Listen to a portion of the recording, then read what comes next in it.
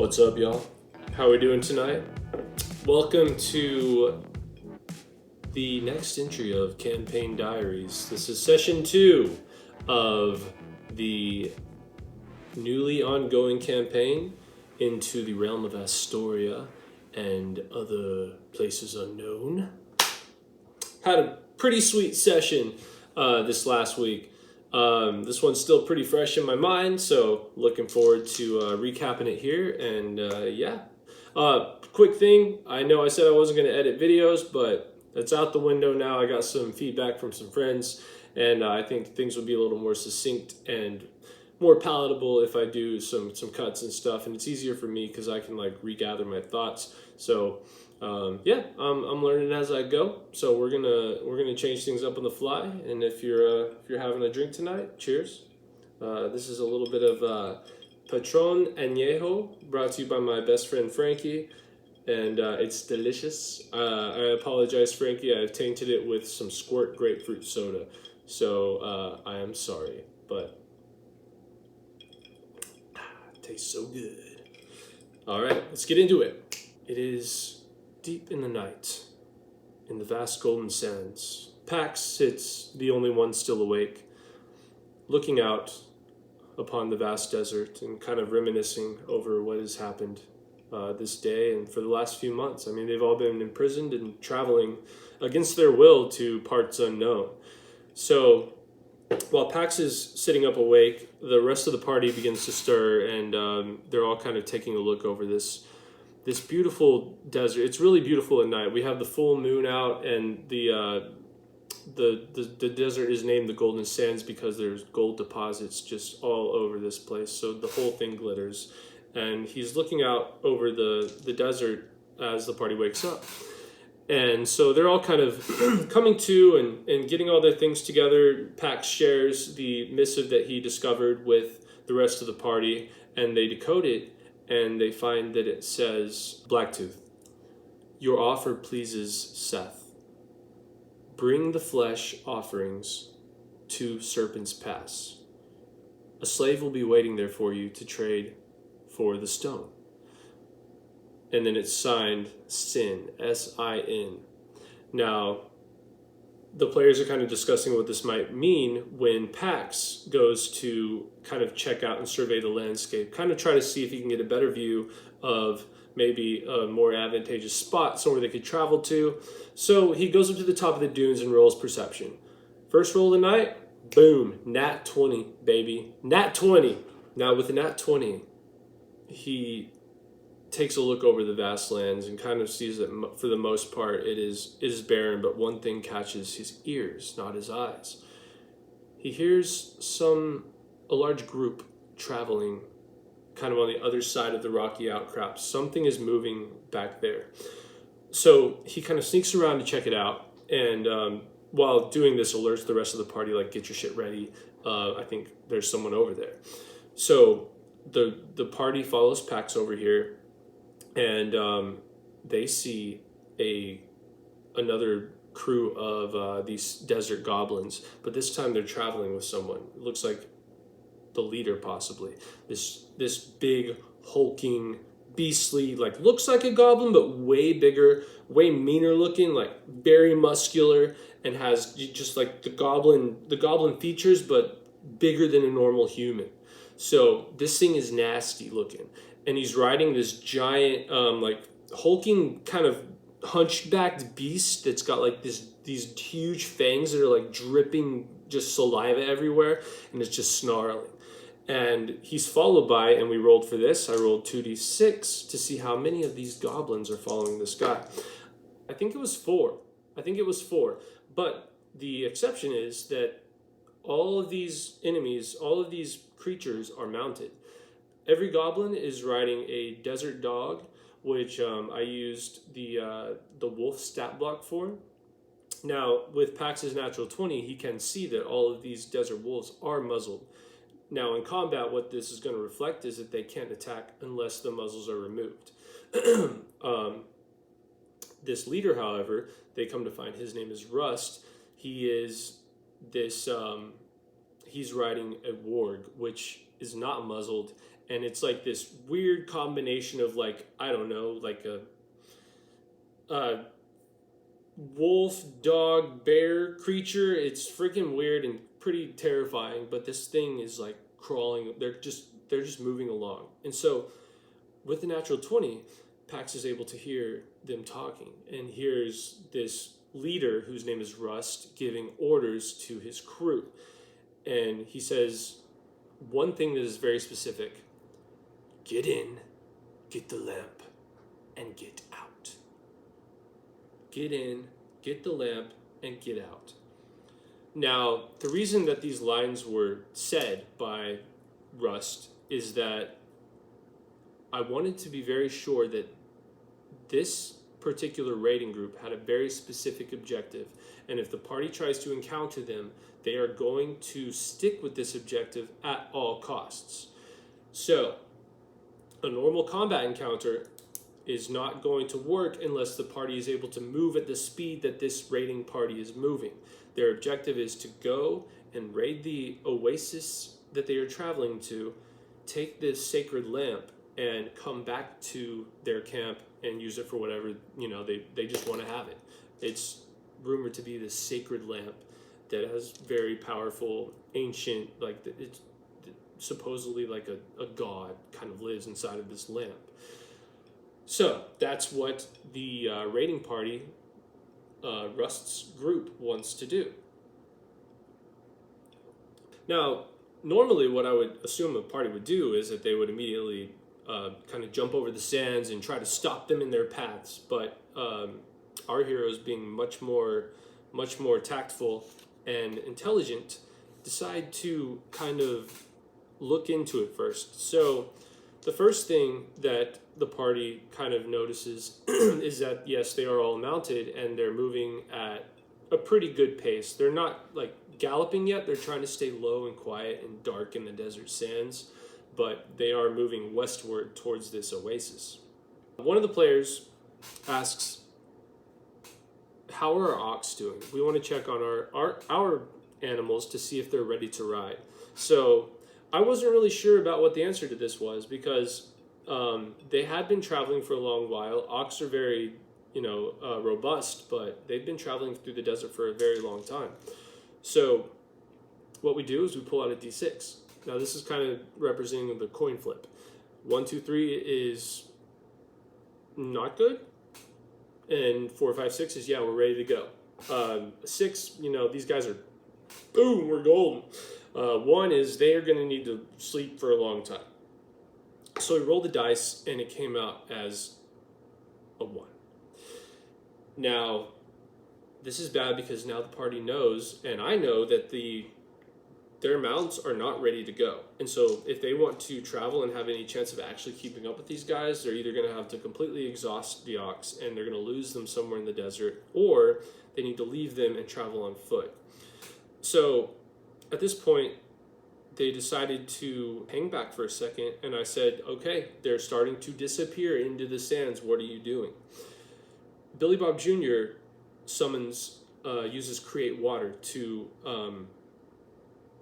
create like a drinking pool for the mounts to, kind of refresh themselves. So he digs out a hole in the sand, pats it down, and casts Create Water, and just makes like a few gallons of water. And so the camel comes over, he's drinking, the ox come over, they're drinking, and they kind of scout out ahead to watch to see where this raiding party is going. Now, without mounts, they know they can't catch them. So the party decides to try to intercept them, knowing that they can't use the mounts. They run over the hills and try to they just jump out of nowhere and they start attacking this raiding party. Now, like I said, their objective is to get in, get the lamp, and get out.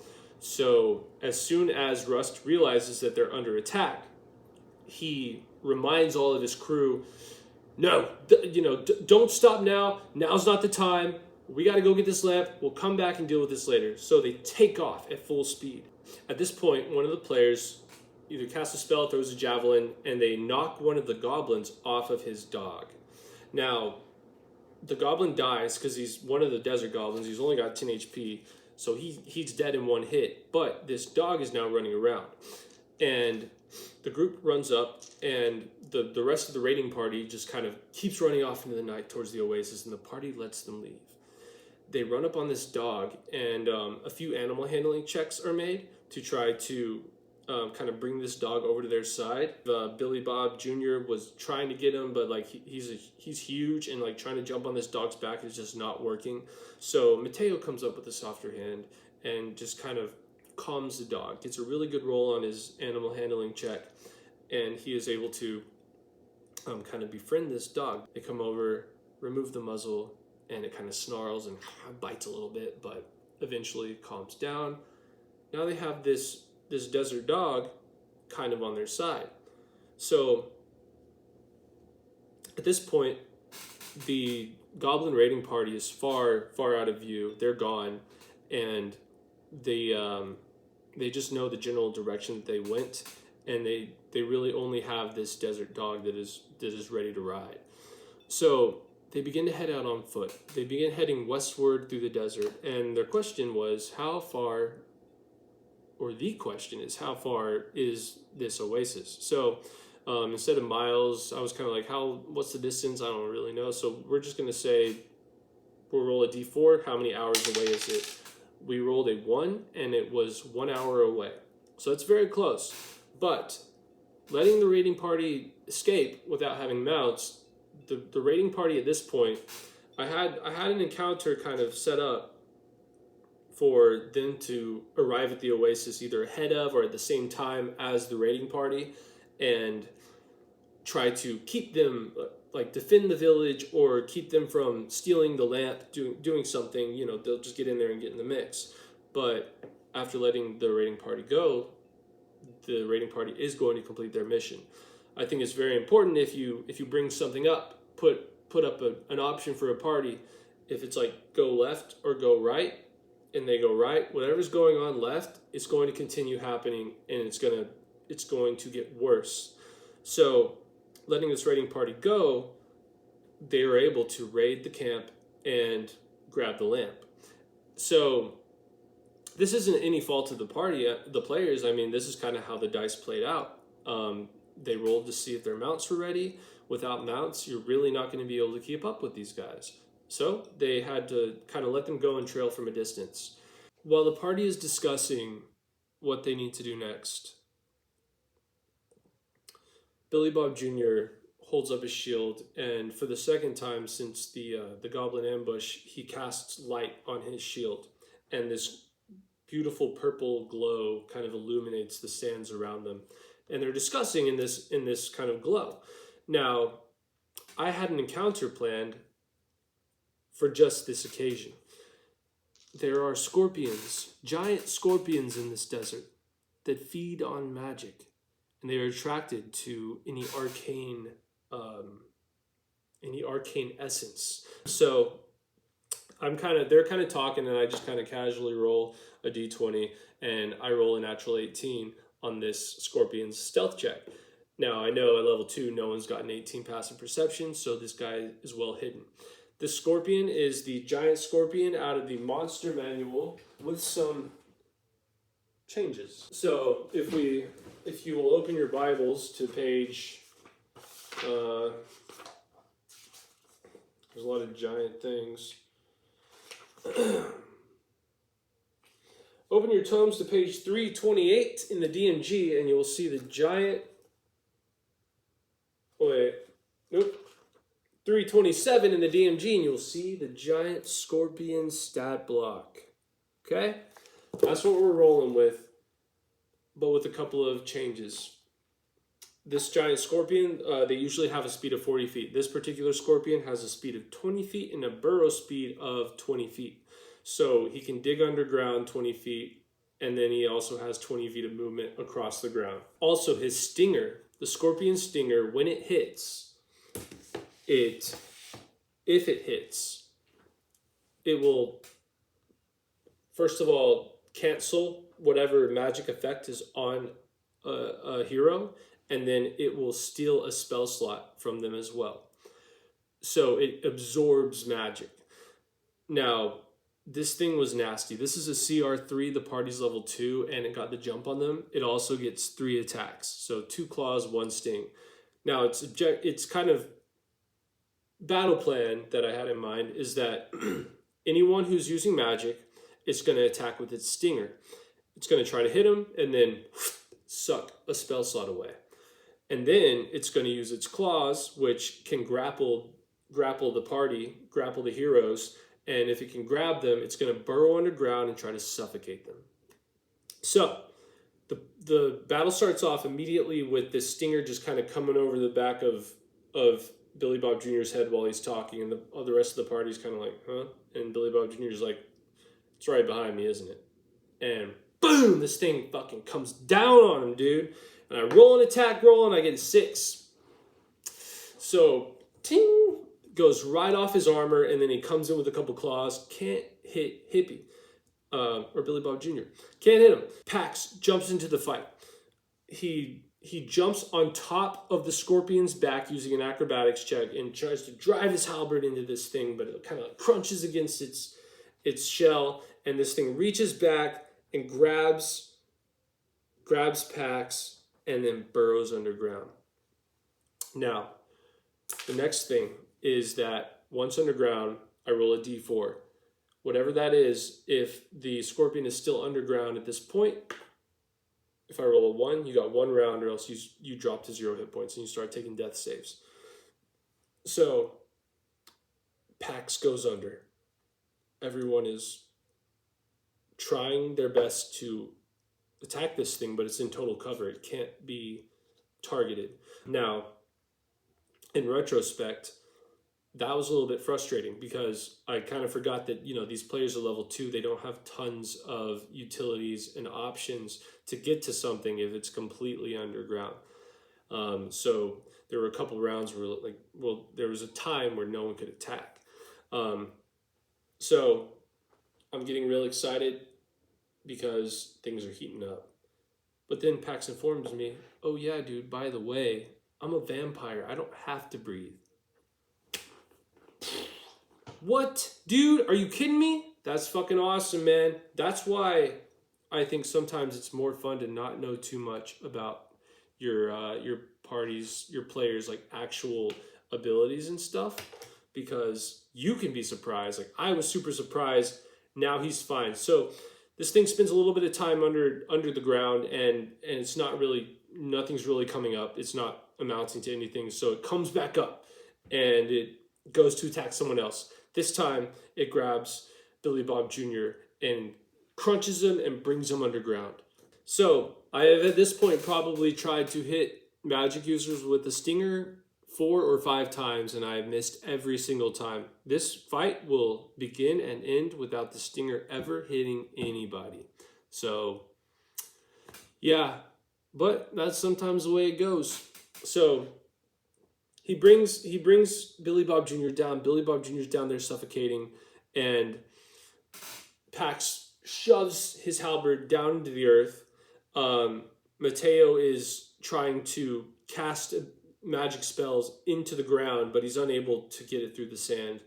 And Gaston is like digging with his shield, trying to just get down under the desert sands, but they're so loose that they're just falling back in. So they're unable to get to him. Now at this point, I'm getting a vibe that there's not a lot that the players can do once the Scorpion's underground, and it's feeling a little bit cheap. So, like, if we were a higher level, I would expect a lot more because the players have much more utility and much more at their, much more in their toolkit to deal with something like this. But this Scorpion is underground, it's in total cover, so it can't be targeted, and it's like 10 to 15 feet under. So the sand keeps falling in. They're getting really bad rolls, so I decided let's put this to the dice. Hippie fails his escape grapple, his escape check. So he's trying to escape from the claws. He can't do it. He's within 1 round of going down, and so we roll to see 1, 2, 3. The Scorpion stays under and suffocates him. 4, 5, 6. it comes back up to grab another victim and bring them down too. So we roll it, comes up as a 4. It comes back up and immediately sees that senses that Mateo is casting his chaos bolt. He goes with the pincer right into Mateo. Doesn't hit. Yeah, sometimes you roll cold, y'all. Doesn't hit. Gaston, Mateo, and Pax, they just jump on this thing and just ground and pound it, bring it down, and the scorpion dies in the desert, just in time for the raiding party to begin their destruction. So they kind of come over the top, and Gaston comes over the top of the dunes and is looking over, and he sees this oasis far in the distance. You kind of see the shimmering pools under the moonlight, some palm trees here and there. These kind of collapsible tents, because these are nomadic people, surrounded by these torches that kind of border the village. And one by one, these torches begin to go out, and it goes dark.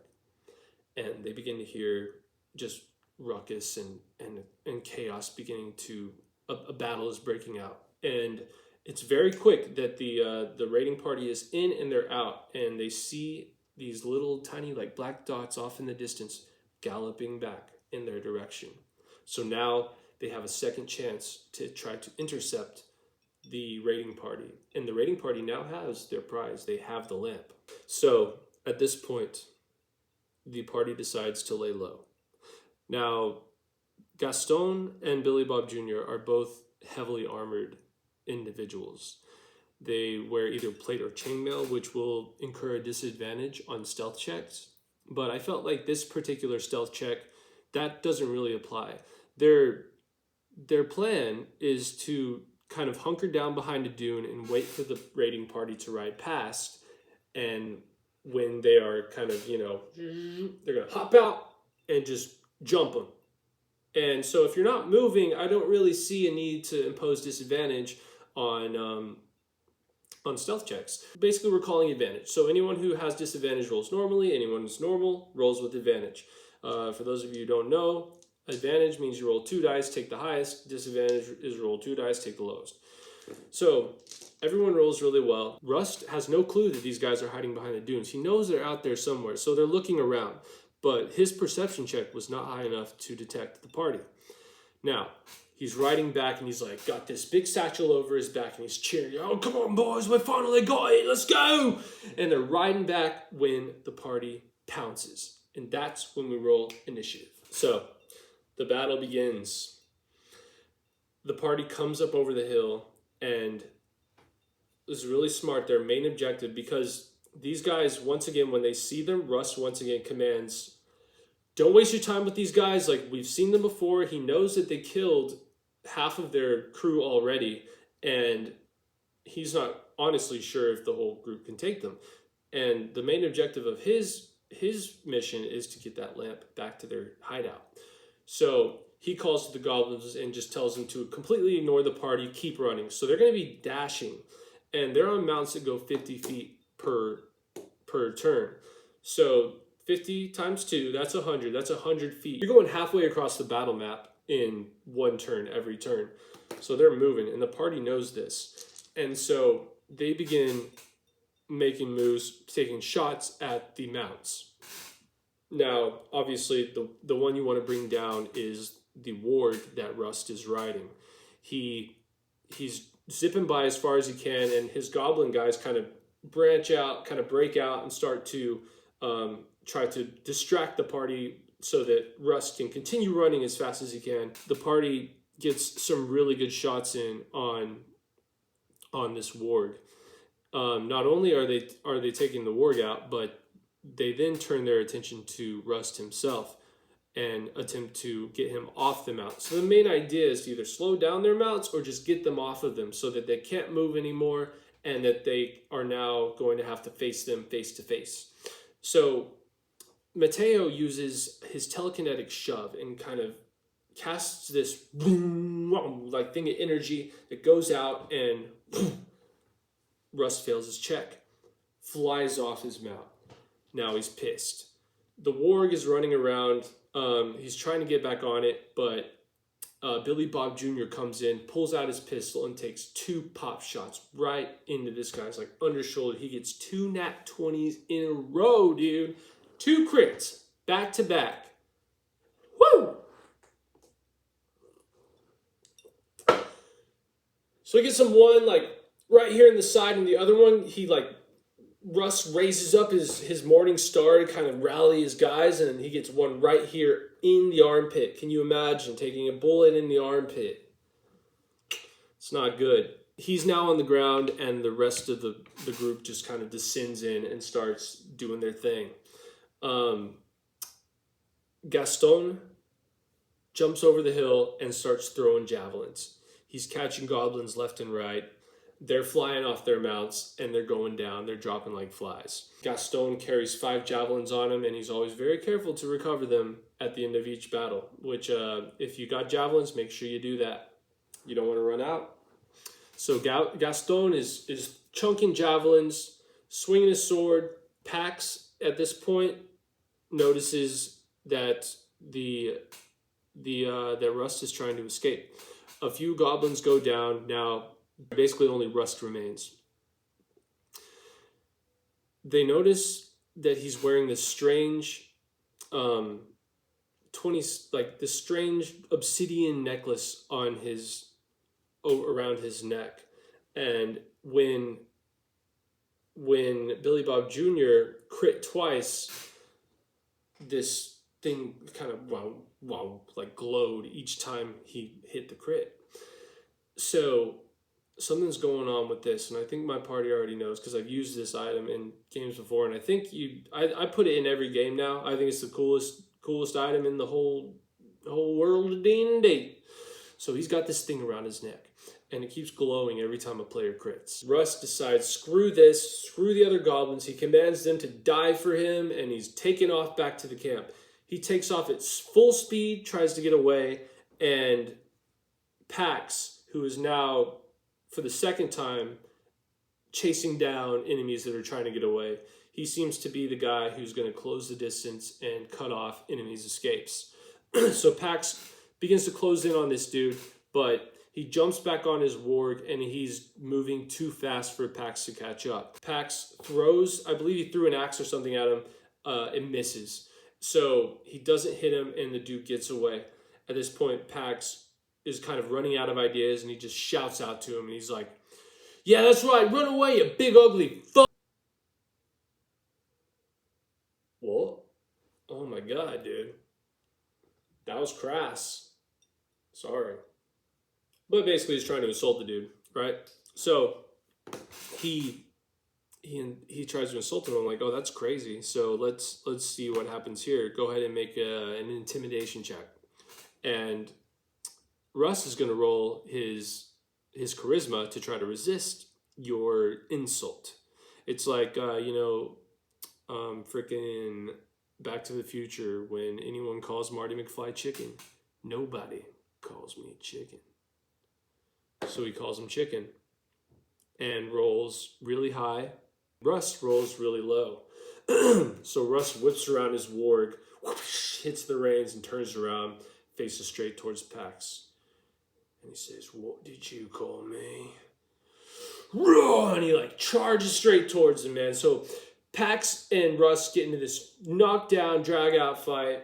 They're going at it, and the rest of the party just descends in, and they have successfully stopped him from running because he's not the smartest, not the brightest bulb in the tool shed. They have stopped him, and they bring down the warg, and eventually they bring down Rust. He drops to the ground and drops his lamp and drops this necklace that he has.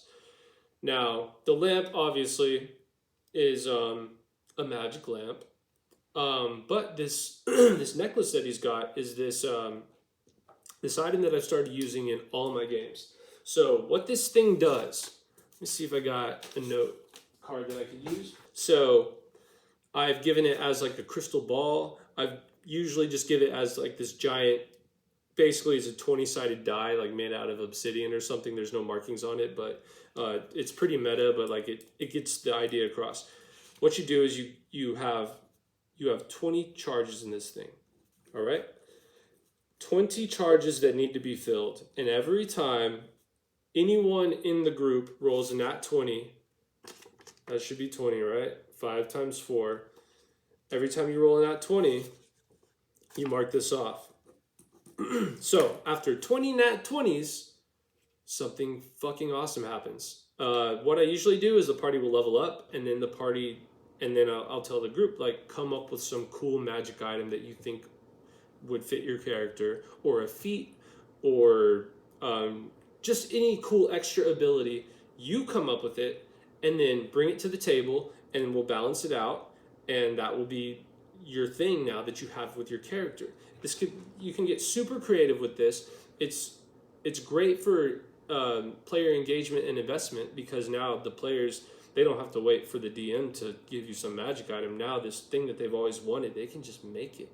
Like, you can come up with anything you want. Once your party gets 20 natural 20s on the 20-sided die between everybody, you get some free cool item and you level up. So it's super fun. Everyone loves it. Everyone's counting the nat 20s and marking them off as they come. It's the coolest item. Put it in your game. Do it. So they acquire this, and then they acquire the lamp. Gaston and Pax, they go over to this lamp, and Gaston picks it up and kind of pulls it out of the bag, and him and Pax are kind of eyeing it over. And so I'm kind of thinking at this point, okay, perfect. They recovered the lamp. They're going to go return it to the nomadic tribe that it was stolen from. Yeah. Pax immediately rubs the lamp. Now, I kind of in the back of my mind was like, this could happen, but I really didn't think it was going to.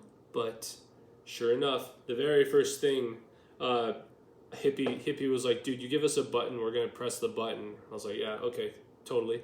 So this is an Afridi bottle, right? It's in the DMG. If you're playing in the game, please don't look it up. But it's in the DMG, and basically once you rub it, you're going to roll a D100. Now, a D100 is 2 D10s, right? You got your 10s in your ones place. If you roll low on this, you're as good as dead. So Pax rolls the D100, comes up with like a 25 or something, which means that this thing is going to serve them for 24 hours. So he comes out, and he's not happy about being there, but he's like, you have summoned me, master. What can I do? I am at your will for 24 hours. And Pax says, take us to the nearest civilized town. And when he said that, this was about 30 minutes before the session ended. I'm about 2 beers in at this point. I shouldn't blame it on the beer. Oh my God, dude. Like, I gotta get, what? Okay. So I start thinking, and I'm like, what? And I'm looking at his spells, and it turns out this guy has plane shift. So this Afridi, unable to really take them to anywhere on this plane in 24 hours that is civilized, because they're in the middle of the desert, he does the old genie trick and gives them what they wanted and casts plane shift, and they arrive in the Feywild. Now, the Feywild was not a place that I thought our party was going to go. I had a huge thing planned out in this old world that I had mentioned, and this big adventure with this secret coded message that they were going to travel to. But now this lamp is in play, and Pax and the party have decided that we just want to get somewhere safe, somewhere in civilization. So if the genie can't just wish them somewhere, then he's going to use what he's got at his disposal, and plane shift is one of those things. So he casts plane shift, and the party finds themselves in this little village. Billy Bob Jr. walks up to read the signs, and realizes that whatever this sign is written in, and the signpost is on like this weird, gnarly, like twisted branch, and this crazy driftwood sign with this strange script that he cannot understand. But he shows it to the rest of the party, and Gaston is able to speak Elvish. And though he cannot speak the particular language that is on this sign, being able to read and speak Elvish, he knows that this is Sylvan, which is like, in my world, it's like the ancient version of Elvish. It's like Old English, kind of. Like if you went back in time and you talked to Shakespeare, like it'd be very hard to communicate, but you will kind of know what he's saying because it's still English. So Sylvan is still Elvish, but it's very, very different.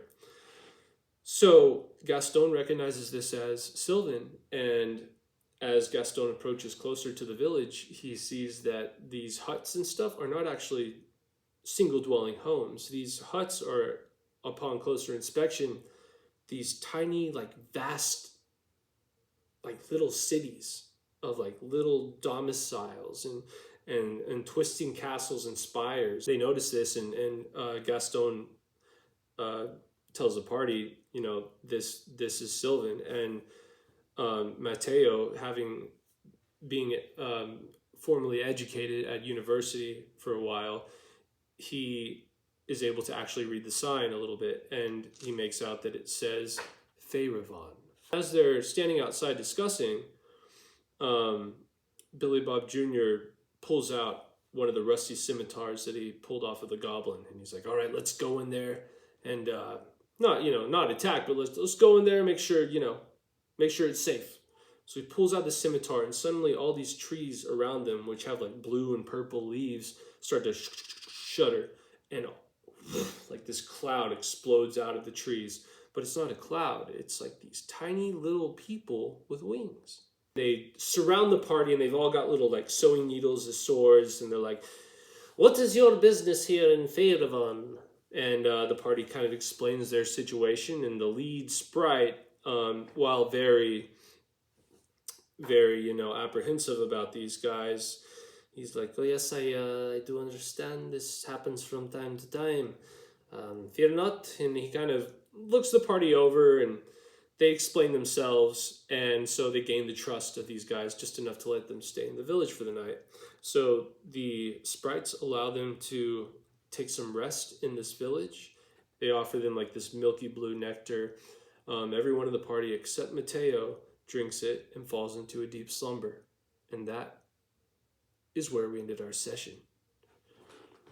Takeaways from this session. What did we learn? What did we learn today? The coolest thing that you can possibly do is be open-minded and let the players drive the story. I get caught up. I think all DMs get caught up, and they have this cool idea of like, "Oh man, I got this crazy adventure in this forest, these deep unexplored regions of this old world." And, we might explore that, but the player's decisions, the player's actions always must be paramount. This is the most important thing. The players are the story, and what they choose needs to be respected.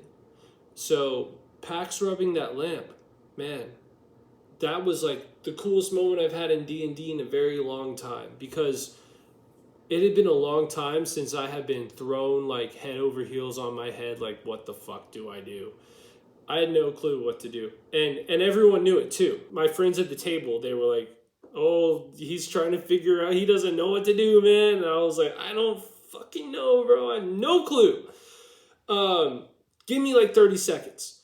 And then coming up with something right there on the fly. And the best part about that was it was right at the end of the session. So if that happens right at the end, man, like you can take it in some crazy direction, and then we end the session, and now I got a week to prepare. Those crazy moments are so cool, because now that's canon. That's what's happening in our adventure. Whatever's going on, that was going on in that desert, is still happening, and things are going to continue to escalate. or whatever's going on is going to keep going. That's very important. Once you reveal a situation to your group, whether they choose to address it or ignore it and go somewhere else because there's something more important going on or they have different priorities, now whatever you've spoken into existence needs to be in motion. And you need to have that in your brain, man. You got to take notes, or you got to track it. You've got to keep track of that stuff. Otherwise, the world is going to feel like a video game, and this is not a video game. This is why D&D is so much cooler, is because in a video game, you can, hit pause, go play this other level, come back, hit play, pick it back up in most games, like just switch levels, nothing changes. But in D&D, to make the world feel alive, once something has been, and I think it needs to be revealed to the players, or at least hinted at, because if it's not, then it's not fair. Like if the big bad evil guy, if I never tell them about him and they're going off and delivering, blueberries to the local farmers market, and that's what I tell them is going on in their purview, like their perspective, and meanwhile this ancient arcane wizard is building this huge army of undead to destroy the world as we know it, and then I just show up with that army and be like, haha, you should have known. It's like, should we have? No, they shouldn't have, because you didn't say anything. But once you do say something, now they know about it. They have to make the decision to either address it, or maybe there's higher priorities at that moment. And our group's higher priority was getting out of this desert. Because if you really think about it, I mean, they found this clue to this hidden, this whatever's going on over there, but is that really relevant to their situation and their lives? I mean, to be honest, like, the hook wasn't that sharp. I mean, there's a secret coded message, but I mean, they're dying in the desert. There's much more important things that are immediately happening to the party that they need to address. So I think it's perfectly reasonable that when a genie shows up, you're going to ask him to get you the hell out of the desert. So that's what they did. And through a crazy twist of fate and a little bit of improv, we ended up in the Feywild, which I had no zero idea of that happening. But when you leave the game open like that, it allows the DM to be, I feel like, just as much of a player as the players, because,